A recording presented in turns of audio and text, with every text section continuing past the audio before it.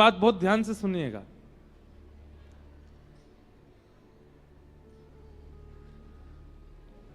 कुंभ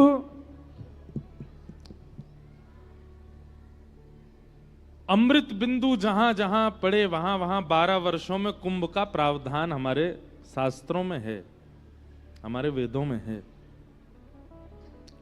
लेकिन जिस महात्म की आज आप चर्चा सुनने वाले हैं उस महात्म के भाव को जानिएगा। महात्म में ऐसा वर्णन आता है कि क्व सुधा क्व कथालोके क्व काचुक मणिर्महान ब्रह्मरातो विचार्येवं तदा देवांजहासः। बहुत सावधानी से सुनिएगा। कई बार ऐसा होता है कि जो लोग कुंभ में नहीं जा पाए हैं, तो जो लोग कुंभ में गए हैं वो ना जाने वालों को बहुत सुनाते हैं। बोले अरे बताओ कुंभ हो रहा, तुम गए नहीं, स्नान नहीं किया, प्रयाग स्नान नहीं किया, त्रिवेणी दर्शन नहीं किया, संत महात्माओं को वंदन नहीं किया।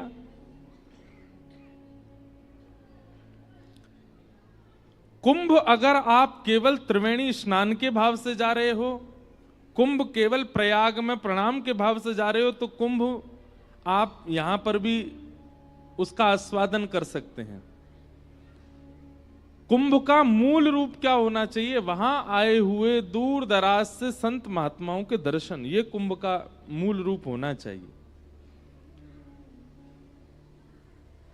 और दूसरी बात, कुंभ की प्रधानता इसलिए ज्यादा है क्योंकि अमृत बिंदु गिरा था। तो अमृत और श्रीमद् भागवत, इन दोनों के लिए तो भागवत जी के महात्मा कहा गया क्व कांच क्व मणिर महान। भागवत जी तो मणि हैं और अमृत क्या है? बोले कांच के समान है। महंगा क्या होता है? कांच महंगा होता है कि मणि महंगी होती है? हीरा महंगा होता है, हीरा महंगा होता है ना। लेकिन वहां जाकर के भी अगर कथा का आस्वादन नहीं कर रहे हैं, वहां जाकर के भी सुनी हुई कथाओं का नियम पालन नहीं कर रहे हैं, तो कुंभ जाना व्यर्थ है। लेकिन आप हिमाचल में बैठ करके, पंजाब में बैठ करके या कहीं और स्थान पर भी रह करके कथाओं का आस्वादन करते हैं, और आस्वादन ही नहीं करते हैं, अपने जीवन में उतारते भी हैं। जो व्यास जी कह रहे हैं, जो वक्ता कहते हैं, उस बात का आप पूर्ण रूपेण पालन भी करते हैं, तो आप जहां बैठे हैं वहीं कुंभ स्नान हो रहा है। यह बहुत आवश्यक है। हमें लगता है कि तन का स्थान पर उपस्थित होना, नदियों में स्नान करना, और इसका पुण्य हमको प्राप्त होता है, ऐसा नहीं है। तन की उपस्थिति ज्यादा आवश्यक नहीं है, हृदय की उपस्थिति बहुत आवश्यक है। हम एक बात बताएं, आप सवेरे सवेरे जब स्नान करते हैं ना, तो अपने बाल्टी में जल भरो, और जल भरने के बाद नेत्रबंद करो। नेत्रबंद करते हुए क्या विचार करो? आहा, लाखों लोग चारों ओर खड़े हैं, यहां से गंगा जी आ रही हैं, इधर से यमुना जी आ रही हैं, ये देखो सामने त्रिवेणी संगम दिख रहा है। ये सब मन में सोचना है।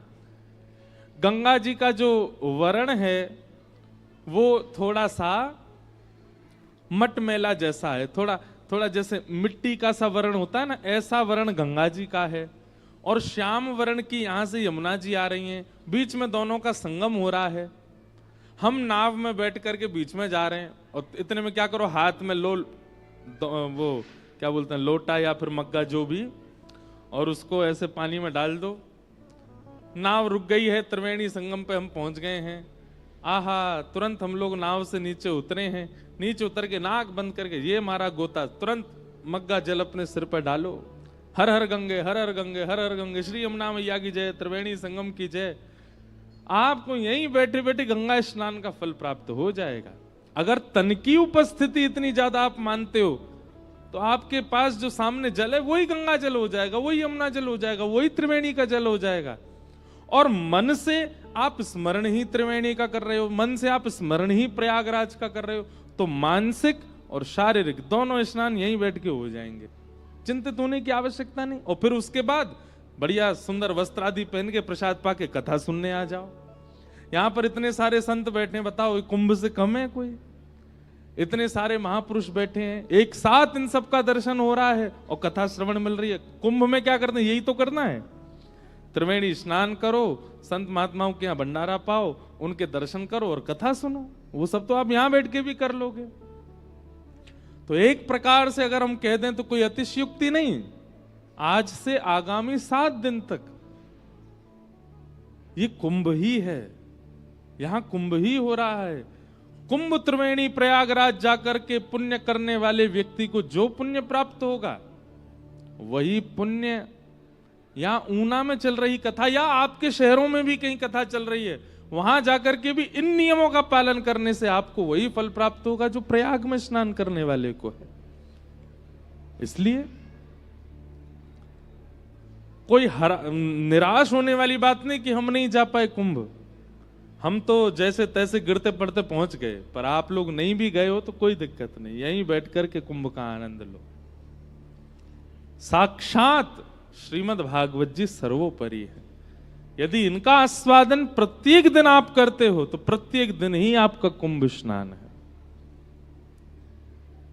बस वो आस्वादन होना चाहिए। सच्चिदानंद रूपाय विश्वोत्पत्त्यादि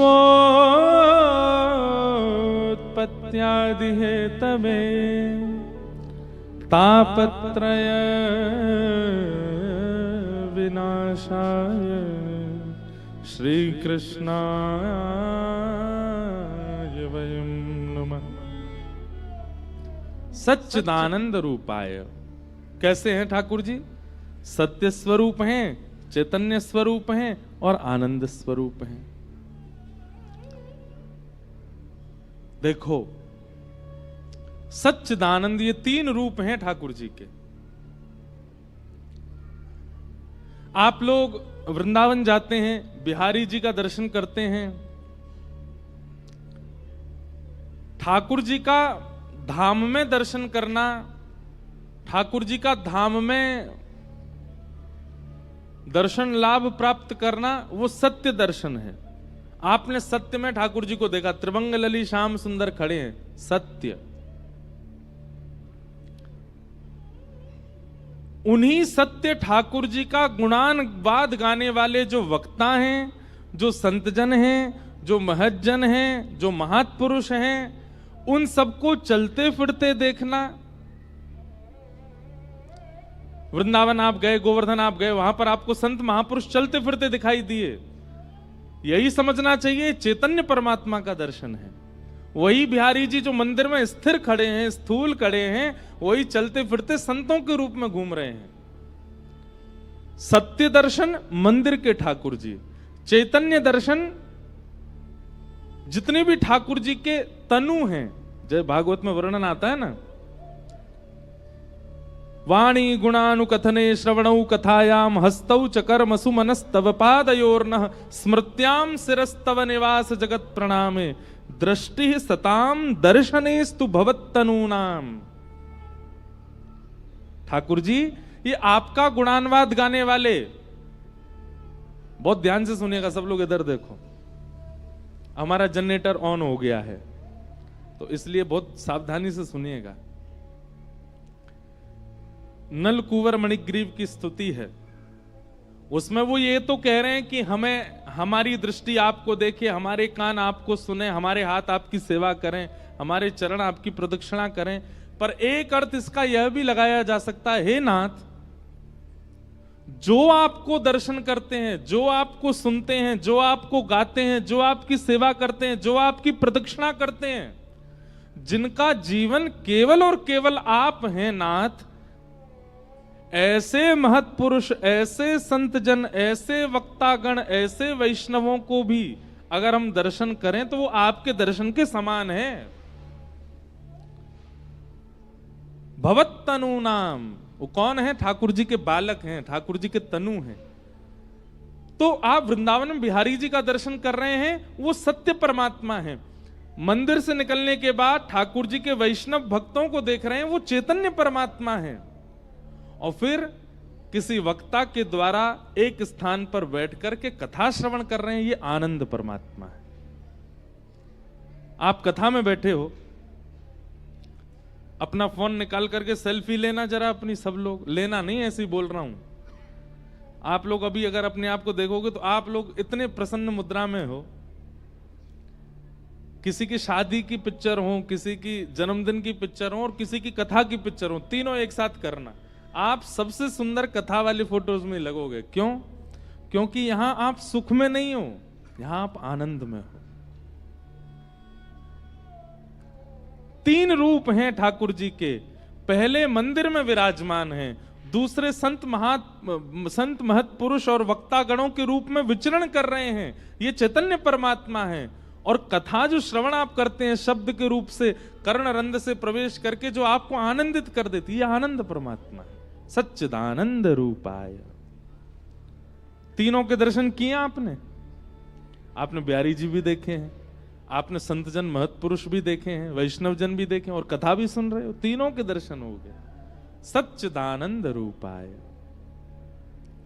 हर व्यक्ति का नियम बन जाए कि प्रत्येक दिन मुझे इन तीन के दर्शन तो करने ही हैं।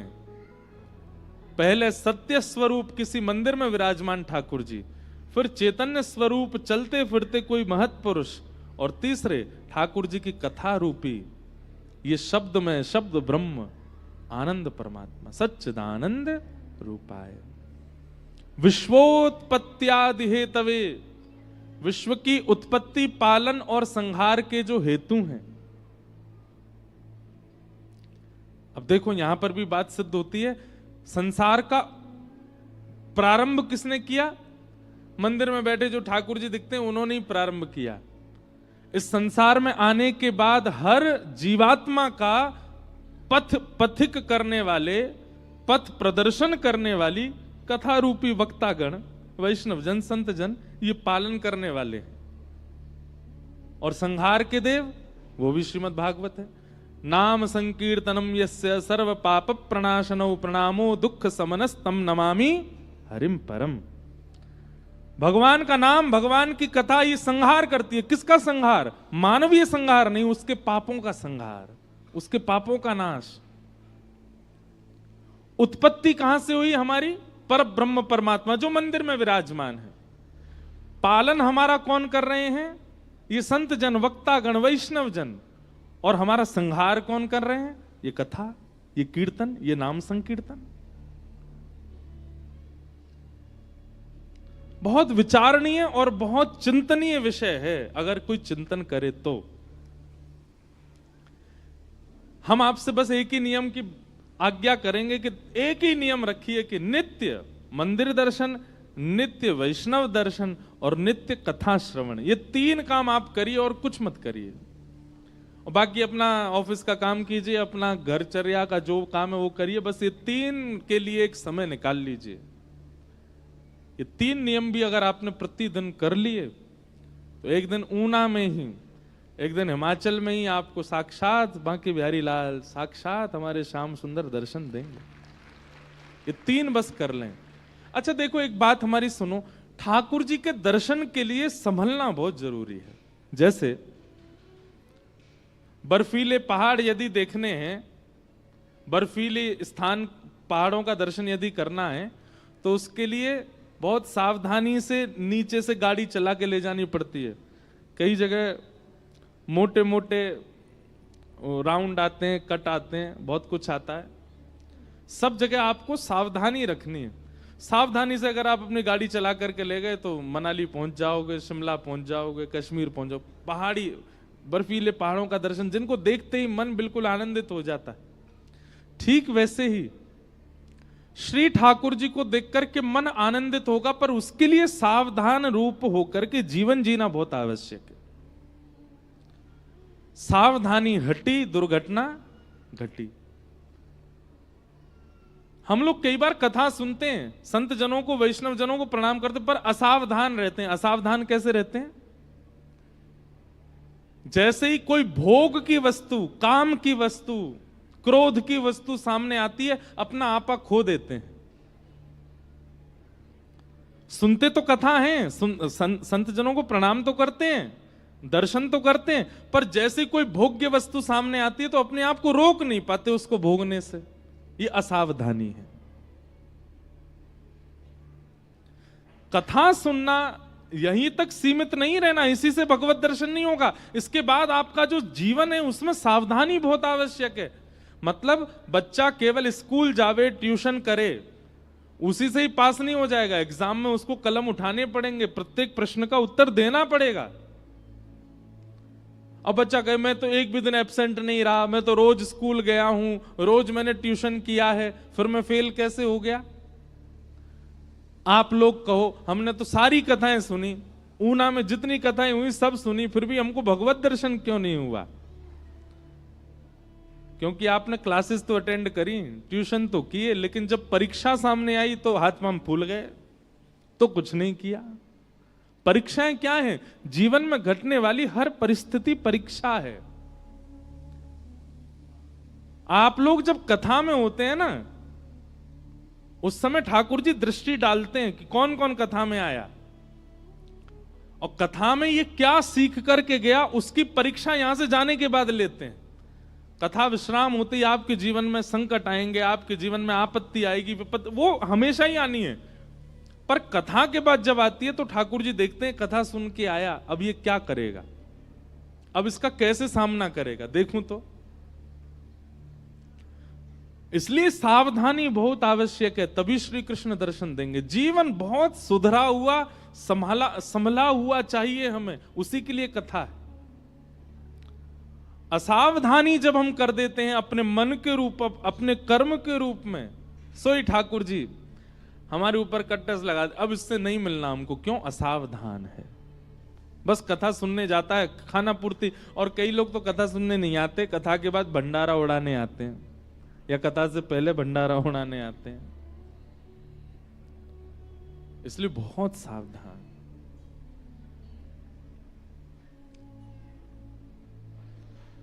तापत्रय विनाशाय, जिसने सावधानी रखी उसका क्या होगा? बोले तापत्रय विनाशाय। तीनों प्रकार के ताप, तीन प्रकार के दुख हैं, आदि दैविक, आदि भौतिक, आध्यात्मिक। ये तीन ही दुख हैं हमारे जीवन में, चौथा कोई दुख नहीं होता। इन्हीं तीन दुख के अंतर्गत सारे दुख होते हैं।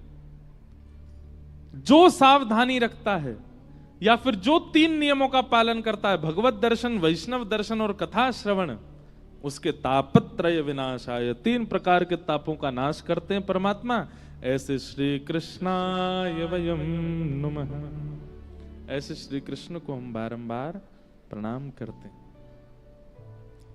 एक भाव में गाता हूं, जिसको तेरा भरोसा, जिसको तेरा सहारा, जिसको तेरा, गाओ मेरे साथ, जिसको तेरा सहारा,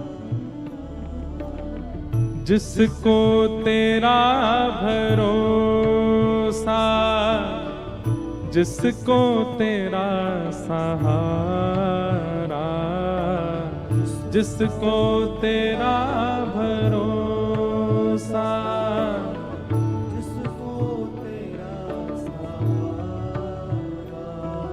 इतनी संख्या में आप लोग बैठे हो लेकिन आवाज फिर भी नहीं निकल रही है, क्यों? एक बात हम बताएं, हमने कहीं कथा में सुना था कि जो व्यक्ति कथा में बैठ कर के गाता नहीं है और करताल नहीं बजाता है, उसको अपने अगले जन्म में गूंगा बनना पड़ता है, और फिर अगले जन्म में उसके हाथ भी नहीं होते। वो कहे ठाकुर जी आपने मुझे जीव क्यों नहीं दी, आपने मुझे हाथ क्यों नहीं दिए? ठाकुर जी कहते हैं पिछले जन्म में तुझे हाथ भी दिए थे, जीभ भी दी, फिर भी कथा में जाके तूने कीर्तन नहीं किया। इसलिए जब भी कोई भगवत भाव गाया जाता हो, जरूर गाया कीजिए। स्वर कैसा है, राग कैसा है, इस पर चिंता मत करो, अनुराग से गाओ। जिसको तेरा भरोसा, जिसको तेरा सहारा, जिसको तेरा भरोसा, कितना डर है आप लोगों को अगले जन्म में गूंगा ना होने का। बताओ, जब हमने डराया तो गाया, मतलब डराते नहीं तो नहीं गाते यार। मझधार क्या करेगा, मझधार ही किनारा, मझधार क्या करेगा, मझधार ही किनारा। जिसको तेरा भरोसा, जिसको तेरा सहारा, जिसको तेरा भरोसा, जिसको तेरा सहारा। तेरी कृपा से भगवन भक्तों की नाव चलती, तेरी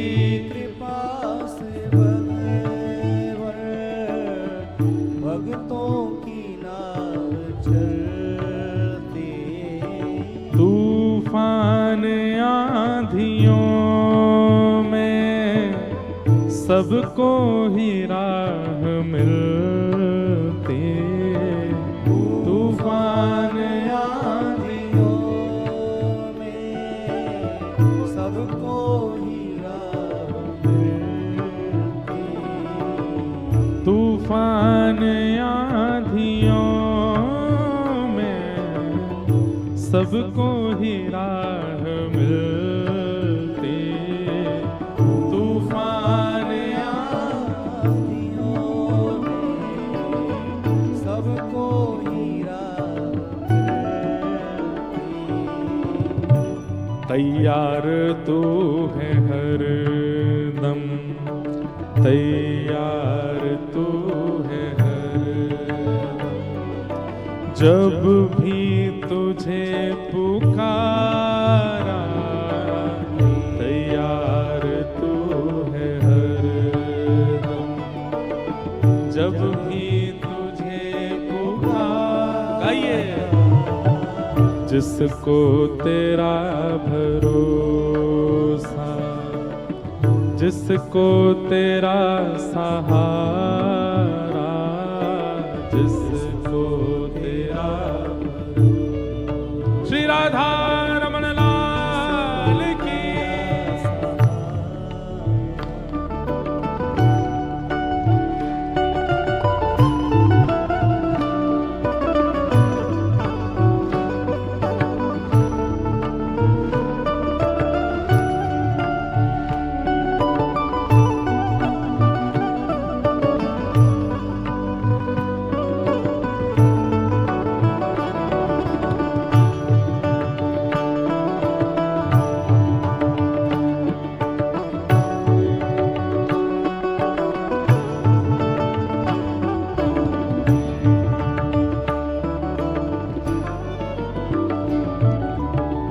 होठों पे नाम तेरा, दिल में उमंग तेरे। होठों पे नाम तेरा, दिल में उमंग तेरी। अलमस्त सार हूँ मैं, छाई तरंग तेरे। अलमस्त सार हूँ मैं, छाई उमंग तेरी। आओ प्रभु शरण में, गाइए। आओ प्रभु शरण, आओ हरि शरण में, आओ हरि शरण। हे हरि नाम सबसे प्यारा, आओ हरि शरण में। हरि नाम सबसे जिसको तेरा भरोसा, जिसको तेरा सहारा, जिसको तेरा भरोसा, जिसको तेरा सहारा, जिसको तेरा भरोसा, जिसको तेरा सहारा, जिसको तेरा भरोसा, जिसको तेरा सहारा। हरि नाम हाँ आओ हरि शरण में, हरि नाम सबसे प्यारा, आओ हरि शरण में, हरि नाम सबसे प्यारा, हे आओ हरि शरण में, हरि नाम सबसे प्यारा, आओ हरि शरण में, हरि नाम सबसे प्यारा। हे हरि बोल हरि बोल हरि बोल हरि बोल, हरि बोल हरि बोल हरि बोल हरि बोल, हरि बोल हरि बोल हरि बोल हरि बोल, हरि बोल हरि बोल हरि बोल, हे हरि बोल हरि बोल हरि बोल हरि बोल, हरि बोल हरि बोल हरि बोल, हरि बोल हरि बोल हरि बोल, हरि बोल हरि बोल हरि, भुजा उठा के हरि बोल हरि बोल हरि बोल हरि बोल, हरि बोल हरि बोल हरि बोल हरि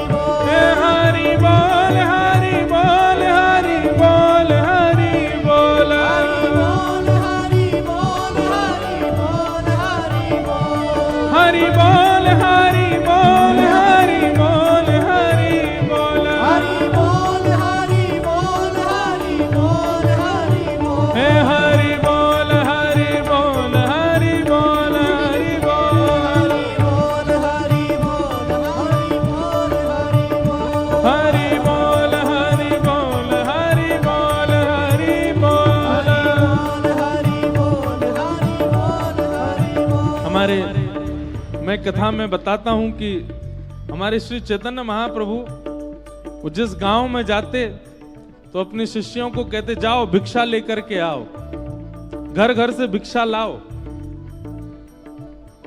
काय की भिक्षा लेके आए? आटा दाल चावल। काय की भिक्षा? बोले आटा दाल चावल की नहीं, हर घर के द्वार को खटखटाओ और जब कोई आवे तो भुजा पसार के कहना एक बार हरि बोल बोल दो, नाम की भिक्षा लेकर के आओ। मैया तेरे पांव पड़ूं एक बार हरि बोल, मैया तेरे पांव पड़ूं एक बार हरि बोल, भैया तेरे पांव पड़ूं एक बार हरि बोल, मैया तेरे पाँव पड़ूं एक बार हरि बोल, हे बोल हरि बोल हरि बोल हरि बोल, हरि बोल हरि बोल हरि बोल, हे हरि बोल हरि बोल हरि बोल हरि बोल, हरि बोल हरि बोल हरि बोल, हे मैया तेरे पांव पड़ूं एक बार हरि बोल, मैया तेरे पांव पड़ूं एक बार हरि बोल। लोग बाग पूछते एक बार हरि बोल बोलने, कोई कहता है 10 बार बोलो, 11 बार बोलो, 108 बार बोलो, आप कहते हो एक बार बोलो बस। बोले हाँ, जिसकी रुचि होगी वो तो हजारों बार लाखों बार बोलेगा, पर जिसकी रुचि नहीं है वो एक ही बार बोले।